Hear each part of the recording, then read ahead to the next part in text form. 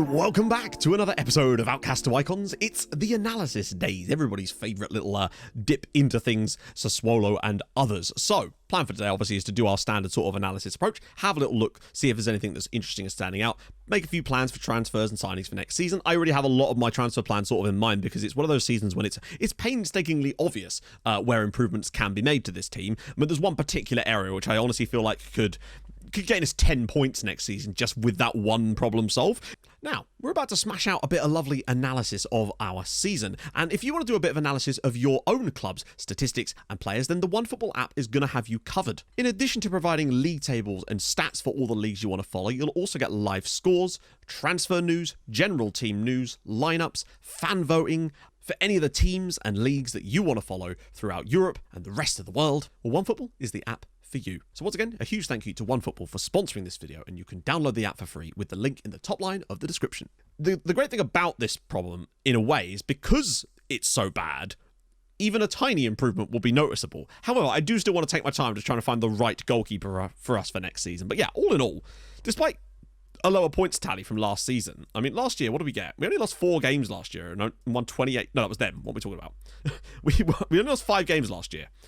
So we just need to lose to Juventus every single year. This year, we've actually won 2 less. But the key thing for me is last year, we scored 82 goals and conceded 35. This year, we've scored 92 goals and conceded 29. So we've somehow managed to score more and concede less and yet get less points. Dear, it does make you wonder if perhaps it was just last season, perhaps we were overperforming a little bit just for the actual results in terms of the scores and whatnot. Whereas this year, we're actually looking a little bit more respectable, I suppose. Only Napoli conceded less goals than us this season, and nobody got within 10 goals of us, scoring 92 this year, which is bloody fantastic. Really, really nice to see. So I'm happy with that. It's kind of nuts that Pordenone went the first game. They won their first game of the season and gained 12 points from their next 37 matches. Oh dear, it did no go well for them. I think if you look at home records, actually, we weren't all that special, really. We lost 4 times at home this season. Like, easily not even in the top 3 in terms of home record. I think it's our away record that really shows our quality this season. Getting 4 more points than anybody else. Although what I would say is we actually only won one of our last 5 away games, and both of our defeats both of our away defeats this season came in our last 5 away games. So there's definitely that, although I think one of those was probably... Oh no, it was Atalanta, wasn't it, actually, I think? So yeah, only 11 goals conceded on the road this season is actually astonishing. So really, really happy. And a plus 36 goal difference just in away games. Really, really pleased with that. So let's do a little deep dive into the stats. So you can see on expected points, we were the best side this season. Like, objectively... Well, we won the league for a start, so that's really what matters. But like on an underlying statistical basis, we also really were hitting our marks. 5 points clear comfortably with everybody else. Like, that's a really good sign. We were definitely the best side in this league. I think Brescia, perhaps a little unfortunate not to get into some kind of European football, but, you know, shit happens. Average possession as well. Nice to see us as far up on that one, in fairness. It's definitely a change for the books. This one we're always down towards the very bottom, but that's fine. You know, heads-one ratio, that does concern me a little bit, but considering we've got such a tall team, but I don't know. Maybe I don't know what that is. It's certainly something that we could have a look at, though, potentially. Very, very good on the discipline side of things. Only Lazio. Wow, look at that. Lazio just don't commit any fouls, do they? Or if they do, they don't get any bookings. Red cards, just the 6 for Crotone. We did get the 1, unfortunately. Interestingly, Lazio did still get a red card this season, but there you go. PPG is absolutely pointless, attacking-wise as well. 10 goals more than anybody else, and nearly 20 more than anyone else beyond that. We were an attacking threat this season beyond anything we've ever seen before. Expected goals, you can see again, 75. So we did overscore that by quite some amount, but that just seems to be how it goes once you reach a certain point. But that's fine. You know, I think that mostly comes down from the likes of Siggy and Overmars. Really have been smashing them in lately and making up for a lot of that what we had last season, to be fair. Because I think last year we were somewhat bang on the money with a lot of this stuff, and this year we've definitely stepped things up a little bit. So that's fine by me. Penalties taken, 7. And we scored 6 of them, which ain't a bad record, really. I think there was 1 maybe missed from... It has to be Granados. I'm almost certain that Glavash scored every single penalty. Benevento always seem to be at the top of this, it feels like. But 21% cross completion for us is really good. Crosses completed, basically nearly as many as Juventus. Team goals from corners as well. Joint top with Juve. Perfect. We did score a free kick, did we not? I think Pavlish got one. Might have been in... Actually, was that in Europe? I don't know. I remember Dinko Pavlic scoring a free kick in a live com, I think. Indirect free kicks, 5 on there as well. Like, joint top. I don't know. Why is that? Why are we all joint first, I ask you? Okay, strange. Pass completion ratio, pretty solid. Taking that. Passes completed, also pretty damn good. Napoli, good God.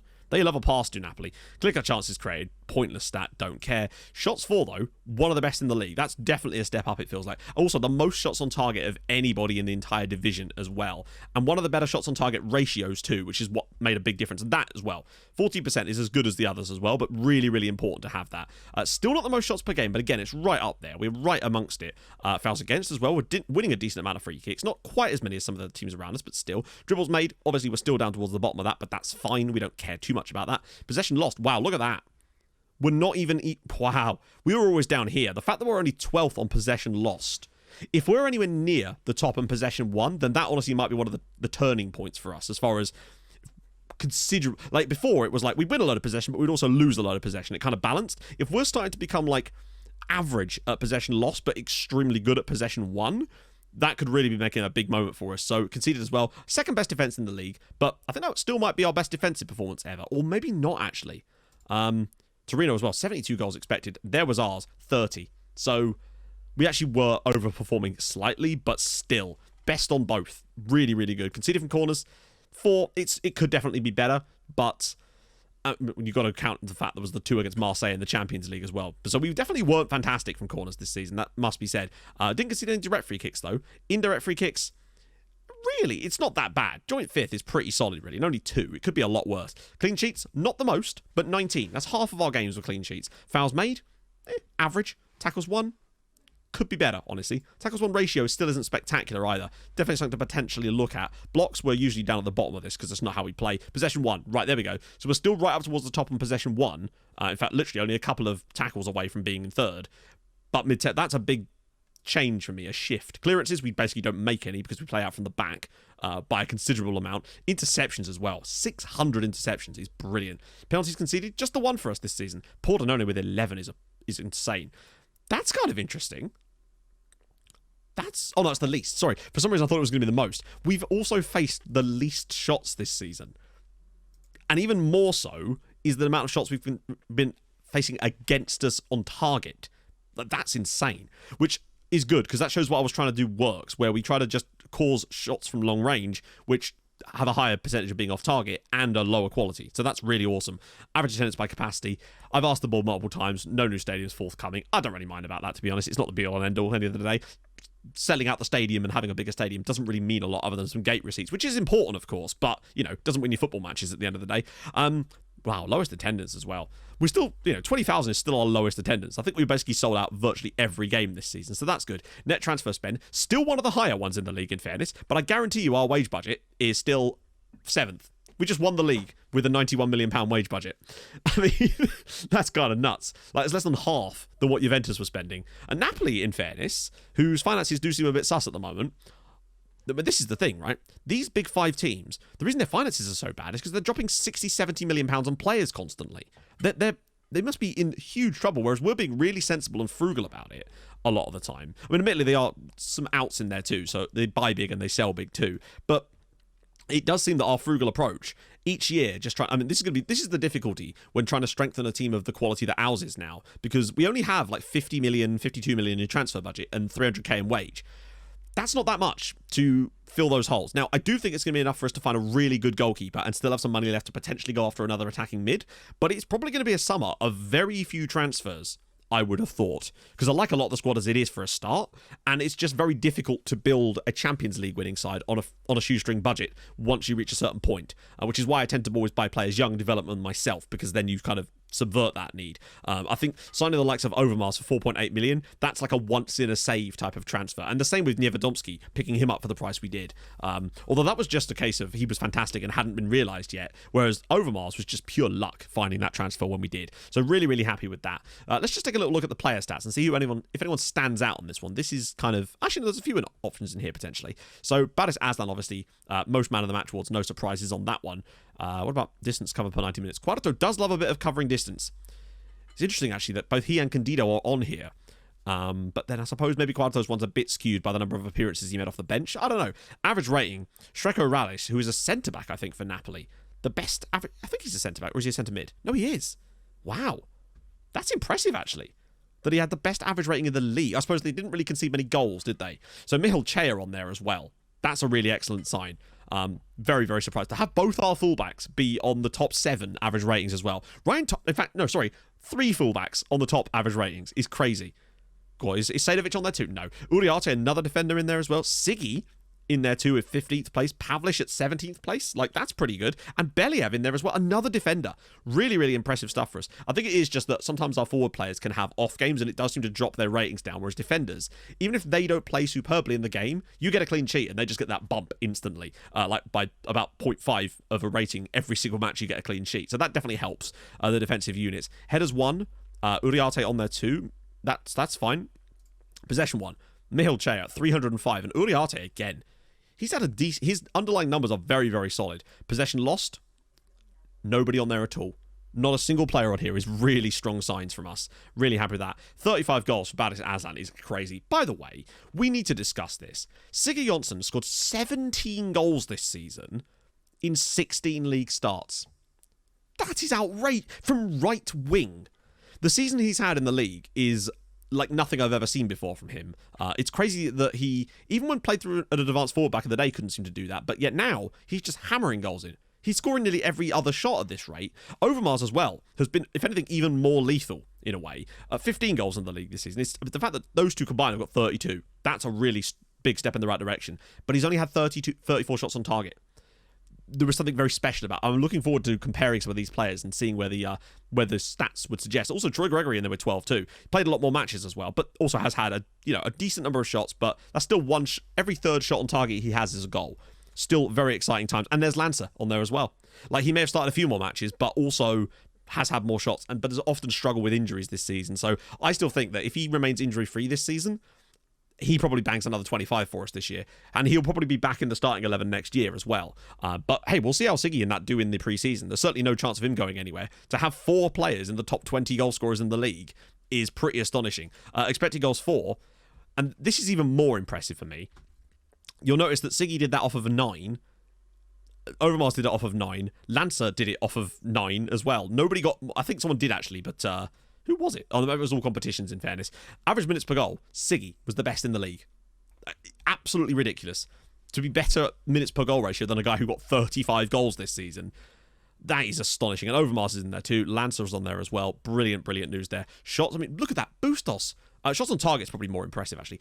He had 77 shots this season and managed 15 goals. Remember when he got an absurd amount earlier this season? And... yeah, I don't know. Like, we have a lot of shots, but just getting some of those shots on the likes of Siggy and Lancer and those guys. I mean, this is the thing.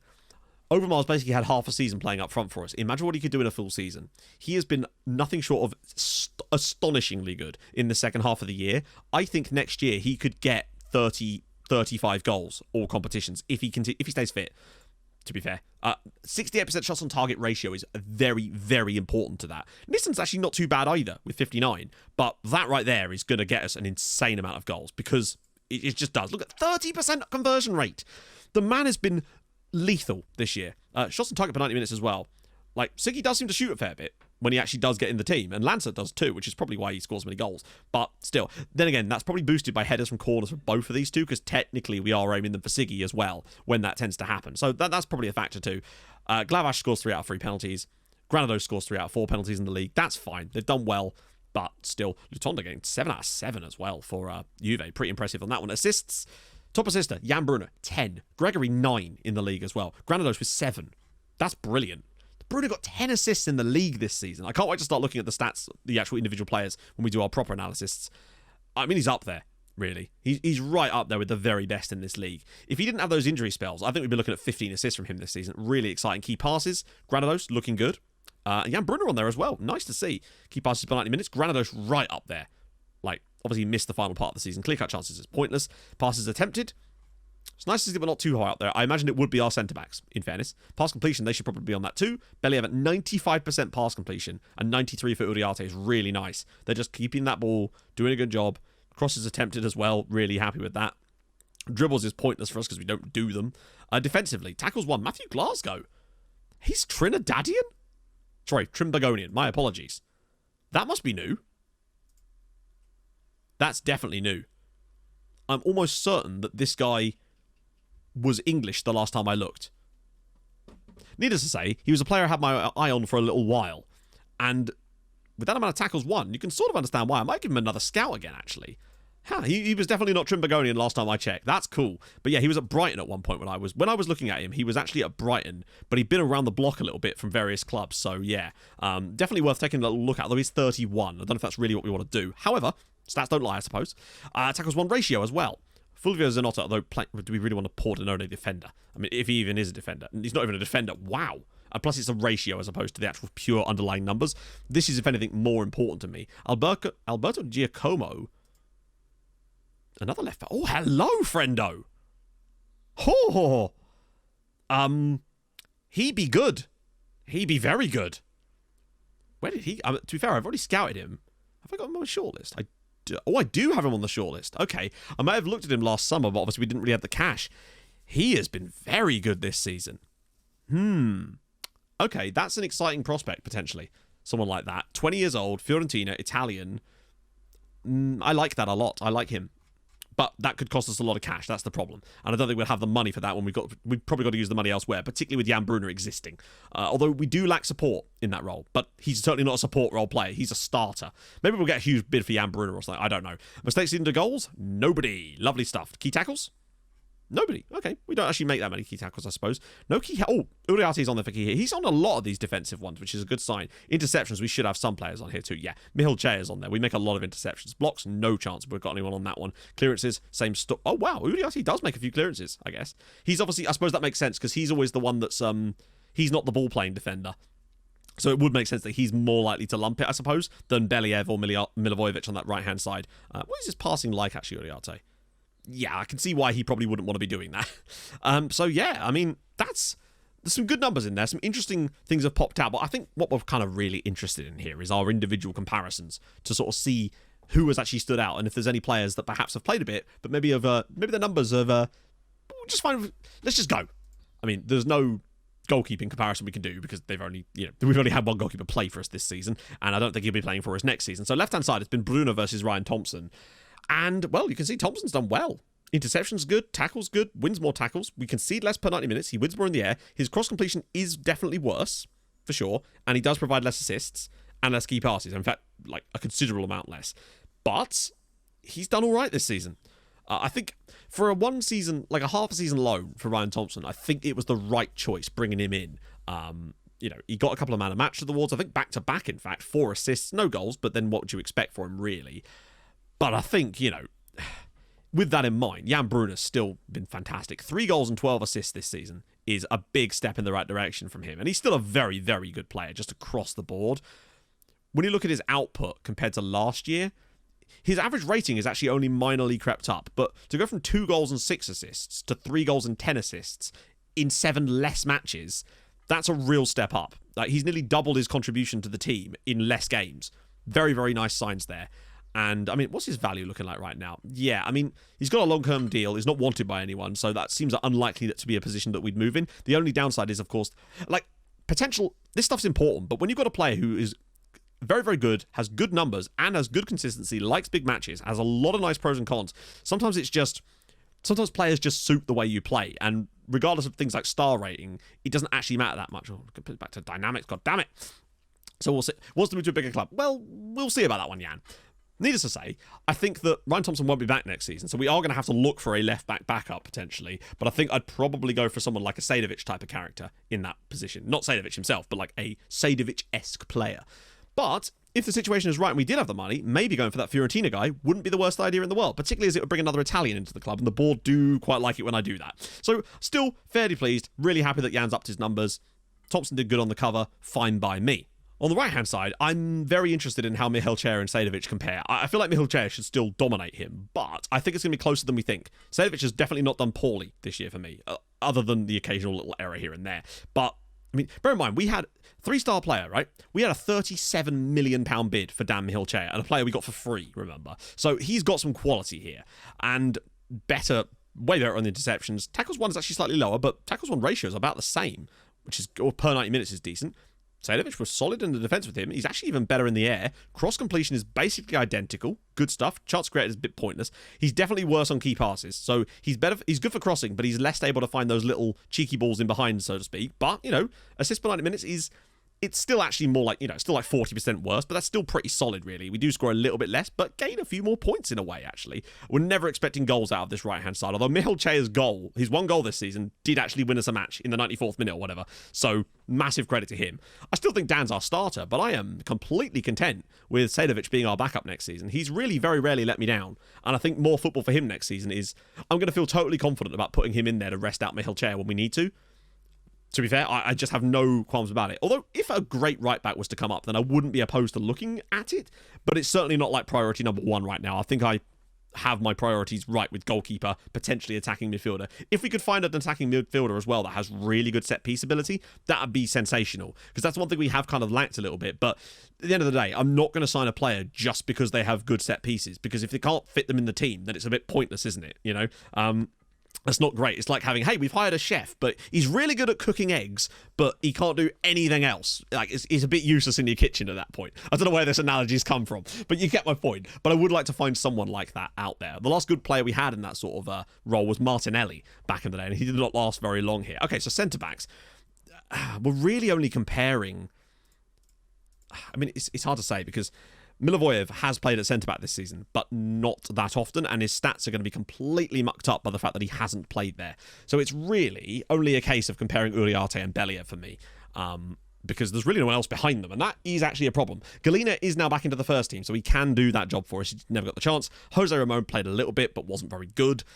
It's probably an area that I would still like to strengthen a little bit. The forcing us to sell Jorginho last summer probably didn't help with that.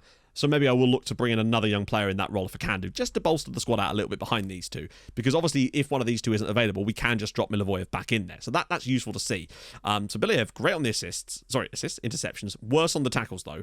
In terms of percentages won, but he does win more of them overall. Bang ahead on these, which makes sense because they probably played every game together. Their minutes, 52 games for Uriarte this year is amazing. He's just been an absolute rock there. In spite of this, again, you saw how good he was as far as like a lot of the underlying stats that we saw in the league. He was dominating things in there. So good to see that he's up there. Certainly more than Believ did, ironically, despite him in theory having better ability. Apparently. Headers one, better there. Key passes is kind of irrelevant, but they've got one each, I suppose.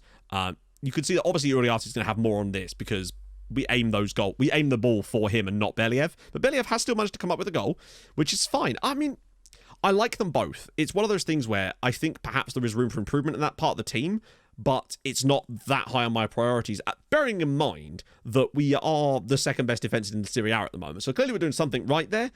But right now, it's still, for me, is goalkeeper. That's the key priority. But that's not going to take our entire budget up. We've just got to be sensible about where we look for those kind of players, really. So what I want to have a look at now is... Actually, since we're on this, and it will exclude the other midfielders, I want to just sort of compare Pavlich and Nevedomski as to how they've done this season when they've played. Because, I mean, Nevedomski is actually better on interceptions. Tackles one is only marginally worse. And, again, tackles one ratios, it's not too bad still. We don't concede a lot with Nevedomski in the team, to be fair. Now, I do wonder, though, if that's because sometimes Pav is taking set pieces, and that does drag a player out of position. And it's something I probably will look at next year. It's one of the downsides of not having the designated set piece takers. The reason I do that sometimes is just in case we run out of players. But I think I will sort that out for next season, because I think that honestly might be part of the reason for it. But... yeah, and Nevedomski's better in the air than Pav as well. Cross completion is slightly better too. Key passes, definitely worse than Pav, but again, that could come from the crosses that he takes from corners, potentially. So, worth noting that as well. And I think that's part of the reason why he's got 7 assists this season. 2 goals to go to his name as well. We do score a bit more with Pav in the team, though, to be fair, but win more points, interestingly, with Nevedomski around. His XG is very low. Pav probably could have scored more goals himself this year, to be fair. But, that's fine. That's not a role I'm particularly worried about, would you believe, when we've got one of the best players in the league in that role, and one of the best players potentially to soon be in world football as his backup. The ball in midfield role is not exactly a big concern of mine in this team. It's probably about the most stacked role we've got in any part of this team right now. So let's just look at the other side of things, which is the sort of Milivojev, Eklu, Glavash, Quarto. You can see that Glavash has really struggled. Hang on, let me just make sure I've got the Granados is turned on here, even though we don't need him for this, but for the next one we will do. Milivojev, I think, has done superbly this year. 6 assists is actually pretty bloody good from that role, but Komi Eklu has got 11 assists this season. That is ridiculous. I want to see what his other underlying stats are like, but it would make me pause for thought about this because I didn't realize it was as good as that, to be fair. Tackles, he actually wins more tackles and we score less. We concede less with him in the team. Wins more tackles overall, intercepts a bit more too. Worse in the air, but that's not a huge surprise when you've got Mihailo Milivojev in there. Chances created is decent. Key passes is not double, but close to it. He dribbles a little bit more, which is sometimes quite nice to have, to be fair.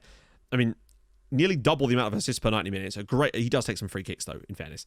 PPG is about the same, but it's sort of they kind of, we do seem to score a bit more and score a few more points with Milivojev in the team. And his XG, he has massively overperformed his XG. 6 goals from Mihailo Milivojev this year is outrageous. And Eklund maybe could have done with a few more to his name. But obviously, we're not really looking for goals from that position, but it's nice to have anyway. I think the Mihailo Milivojev, Komi Eklund scenario, for me, comes down to the opponent. In games where we're playing against a really tough team and want someone with the defensive fortitude in there, although what I've noticed is that actually Komi has done all right. I don't know, maybe he's won himself a place for next season. It's hard to say. I think they both have a functionality in this team. When we need that bit of creativity to unlock a sort of more... So teams that will sit back against us, maybe someone like Eklund's better for those games and Milivojev's better for the games where we need a bit more of a battle in that midfield against maybe a slightly tougher opponent. I don't know. It's just Milivojev's so useful to have around because he can cover 3 different positions in this team. He can cover both the centre-back roles. He can cover the ball in midfield role if we really needed him to, although we don't really need to anymore, or he can play that role as well. He's just such a great utility player to have around. But we are getting a little bit light on backup in there, but we do still have the likes of Glavash who can play there, and Quarto as well, but I wouldn't really want to put Marco Quarto in that role. Glavash is a bit of a worry for me, really. He's got 4 goals this season. I think one of them wasn't a penalty. I think he scored a header against Milan in the 7-2. That's his only non-penalty goal this season. I think that we've almost outgrown him a little bit. He just didn't quite have the potential to go as far as maybe we would have liked. But that's why I think that when you look at the attacking midfielder side of things, it could be an area where we could definitely look to invest this summer, particularly if I was to move on one of Glavash or Quarto. Now, as for who that would be, I don't know, but I just want to show you what I mean when we just look at the attacking mids instead. That will sort of filter things down a little bit. We're mostly comparing Granados and Glavash. Granados' underlying attributes should be better. More interceptions, less tackles in fairness, but then Glavash would have played a bit more in the centre of midfield. So that is definitely something worth noting. It's more about his attacking output, although assists per 90 minutes is actually not that bad. Quarto's done okay too. I was actually expecting it to be worse than that. Granados has got 8 goals this year. He's pretty good. Obviously, there's some penalties in there too. Quarto's got none, but he hasn't really had the chances to get them this season. It's a shame for him. I think he only got 1 in the whole of last season as well. But, as the times changed, not everything can come up Quarto. I wonder if someone like Glavash might honestly be... I mean, he's worth £13.5 million. Contract's up next summer. He's got some okay... I just don't think he's quite got the oomph to go to the very next level. He's kind of playing at his peak right now, which is good. It is. But I wonder if maybe we were able to cash in someone like Glavash to get 15, 20 million pounds for him and then utilise that money to leverage another deal for someone who is stacked to play in that attacking midfield role and maybe move Granados to the backup then. But goalkeeper is still priority number 1. But once we've got that sorted, that's certainly something I'll be looking into. So right side is a very, very interesting one. It's really about Siggy Johnson and Lanza. That's the comparison that matters the most for me. And you will see here, Siggy Johnson, better interceptions. Worse in the tackle for sure. Way worse, in fact. I think we're better defensively with Lanza in the team. Only marginally there, but still. Obviously, Lanza's better in the air. He's huge. But key passes, round about the same. Dribbles, round about the same, which is actually interesting. Lanza's better in the assists. He's a more creative footballer than Siggy Johnson, that's for sure, by a considerable amount. We score a little bit less with him in the team and win a few less points. It's just the fact that Siggy has been so good in front of goal this season. Lanza definitely should have had more goals. My concern is that what is the likelihood of Siggy Johnson actually being able to pull out another season of 20 goals from an expected goals of 12? I worry that he's not going to be able to do that next year, but I can't argue with the goals that he has scored this season. 20 goals this season for Simir is ridiculous. The fact is, though, our right-hand side has netted 32 goals this year between them. That's superb. And I don't think anyone else has really played there. Comey maybe played a couple of games there, but I doubt he would have scored from that role. His goals definitely came through the midfield, I'm almost certain of. And Overmars, I think I played him on the left once and he scored, but I'm almost certain he's not scored from the right-hand side. So, really happy to go into next year with Stimmer, Siggy Johnson and Pierangelo Lanza. They are absolutely brilliant. I mean, 32 goals between them this year is absolutely brilliant.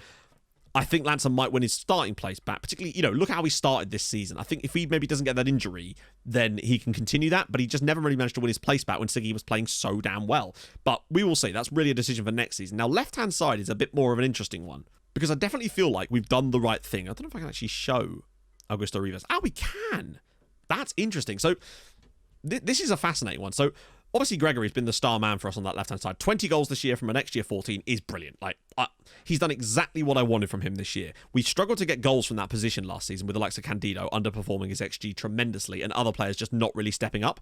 That's not been the problem this year. Not by any means. 20 goals for Troy Gregory. Beautiful, lovely, wonderful stuff. What I'm interested in more is Rivas versus Candido. Even though Rivas hasn't been playing for us, he's been on loan. I just want to see what his numbers are like, since we actually can see them, which is really impressive. I'm really glad we can do that.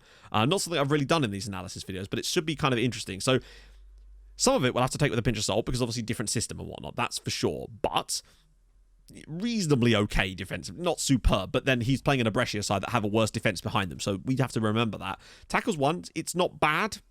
Tackles won ratio is solid. Interceptions is decent though, which is good. Cross completion basically on a par with Troy Gregory.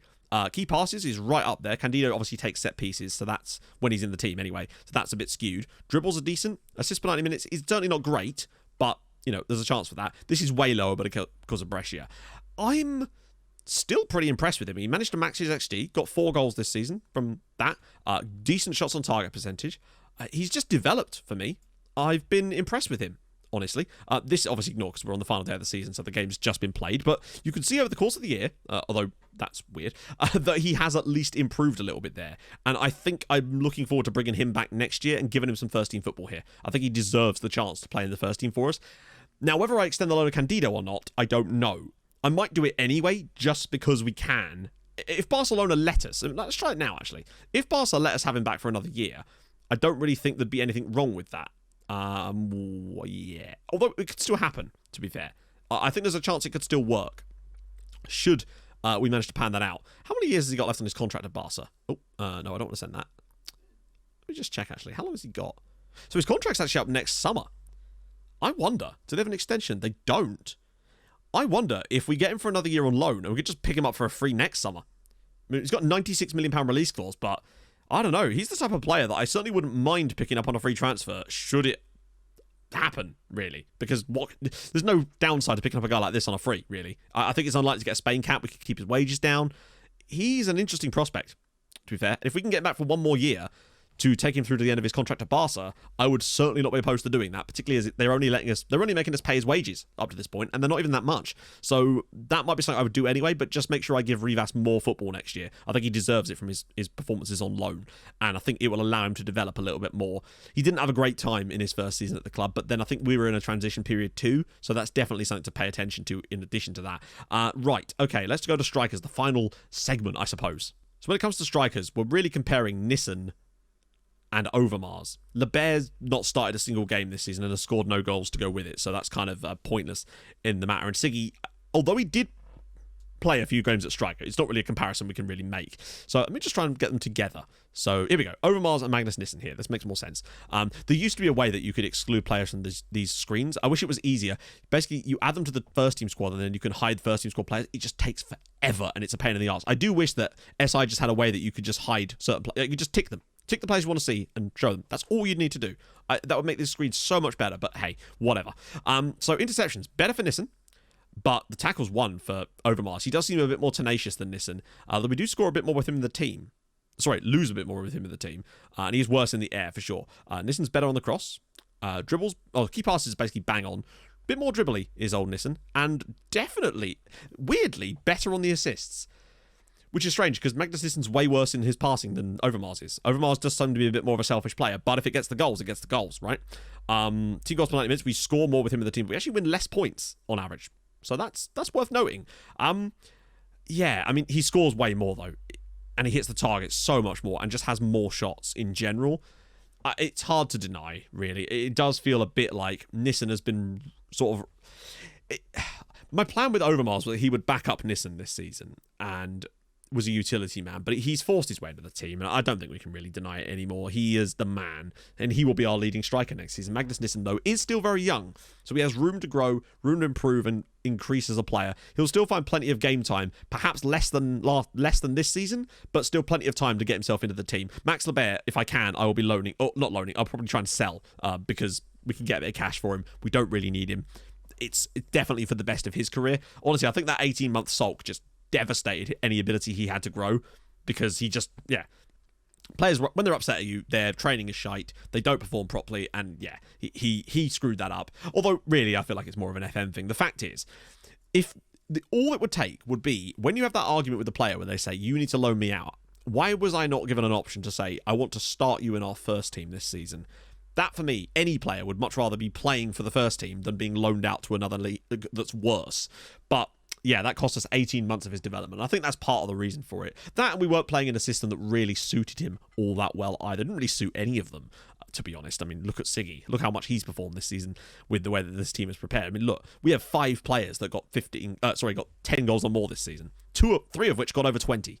That's mad. Mad? I don't know why I said it like that. And Grando's got 8 as well, so he wasn't far off getting 10. And maybe if he doesn't get injured, he has a chance to get 10 as well. It's there's a lot of goals on this team, and I'm excited to see if we could just tighten things up at the back a little bit more, particularly in the big games with a big goalkeeper perhaps, and maybe just find a tiny bit more creativity in that advanced role. I don't know. We'll have to see. That's certainly where my plans are going to be looking, though.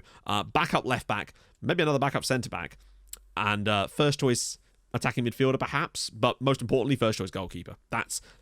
If we don't come back next year with a good goalkeeper, then we've got no chance. Well, I say no chance. We've got about as much chance as we had this year, and it's just frustrating to watch Milosevic at times, unfortunately. He can do incredible things, and he has done so many times for this club, but he's just so unreliable. You see how unreliable he is, and I think the part of the problem is that he has tendency to rush out is extremely high, but he's extremely slow, and he has really poor decision-making and concentration. If we could just sort that out, that'd be fine. Just find a player that's got good decisions, good concentration. If he's going to rush out, he better be quick. If not, that's fine. We can adjust the goalkeeper role around that. Passing would be nice to have it on a goalkeeper too, because we do play quite a heavy passing style that involves the keeper being able to pick out those balls. So that would be nice to have as well. But, you can't get everything you want from that. But I do want to find a decent keeper that's got good reflexes, good command of area, which Milosevic does have. But it's the other stuff that lets him down at the end of the day. So yeah, that sort of concludes our analysis for this one.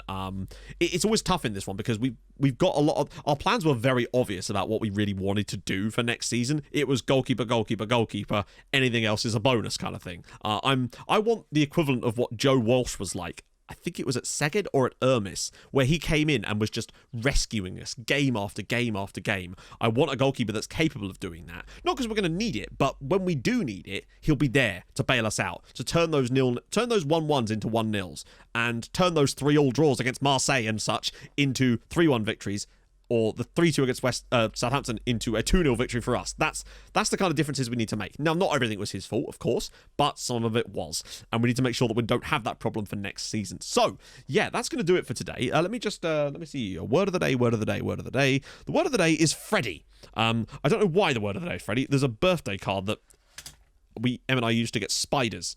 And by that, I mean slip it under a cup and put them out the window because, spiders are good boys, really, but, don't want to always share the time, don't want to always share the room with them. But there's a birthday card and it has Freddy written on it for some reason. So, yeah, word of the day is Freddy. Use that in a sentence if you can. Tomorrow, of course, it'll be the transfer window. No extra day needed for, stuff like that because I think it should be a straightforward one, really. I've got one task in mind, so that's definitely going to be good. And I will see you guys for that. So if you have enjoyed this, of course, drop a like. That would be lovely. If you're new to the channel, subscribe. That would be gorgeous too. I stream on Twitch Tuesdays, Thursdays, Saturdays. You know the drill.